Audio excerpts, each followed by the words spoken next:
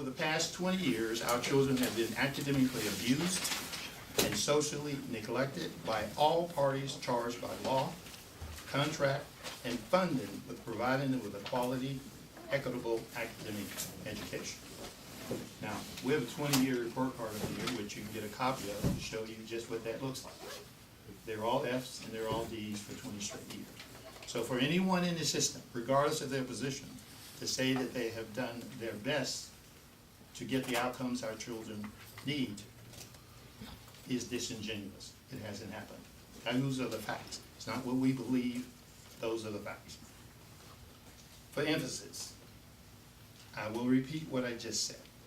Over the past 20 years, our children have been academically abused and socially neglected by all parties charged by law, contract, and funding with providing them with a quality and equitable education. And remember, there are people in the district who are responsible for letting contract. They decide if there is performance in the contract or not. If you would like, email us. We will email you a link so you can read the union contract yourself. It's about 221 pages. And I didn't find anything in there about the children. You might, but it doesn't seem to be there. The academic and social trauma that has been inflicted upon the children of our community has metastasized throughout the school system and into the community, especially the African American community. This academic and social metastasis has resulted in betrayal of our children by those in power and an epidemic of menticide in the African American community. This deceitfulness by those in power has led parents to believe their children were receiving a quality and equitable education when they were not. The community abandoned its responsibility to hold paid, elected, appointed, contracted officials and employees accountable, especially in regards to academic achievement. For more than 20 years, elected officials, appointed officials, and those on the contract have gotten paid to do a job they agreed to perform and repeatedly failed the majority of our children. This harmed our children academically, socially, and economically. In our opinion, this amounts to nonfeasance, if not malfeasance.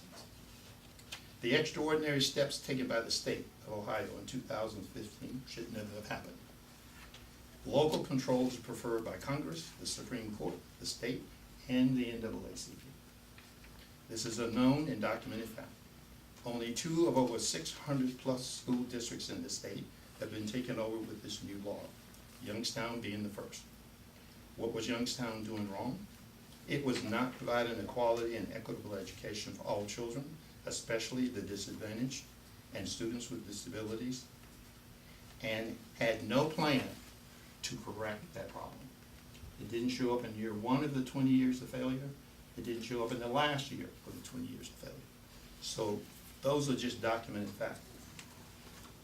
The evidence that we see is in the board's failure to comply with federal Title I programs, school improvement programs, and plans.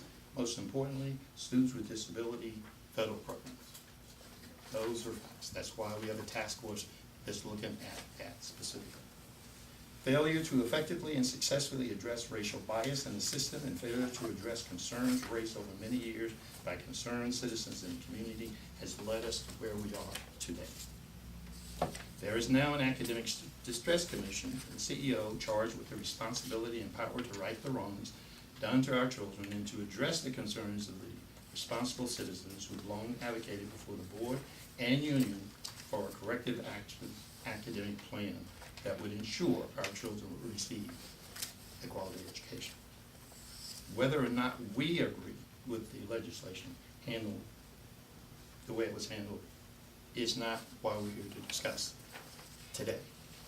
We're here today to hold the current power structure accountable for correcting the wrongs of the past and ensure our children can achieve their full academic, social, and career potential without poverty being an excuse for the failure of the paid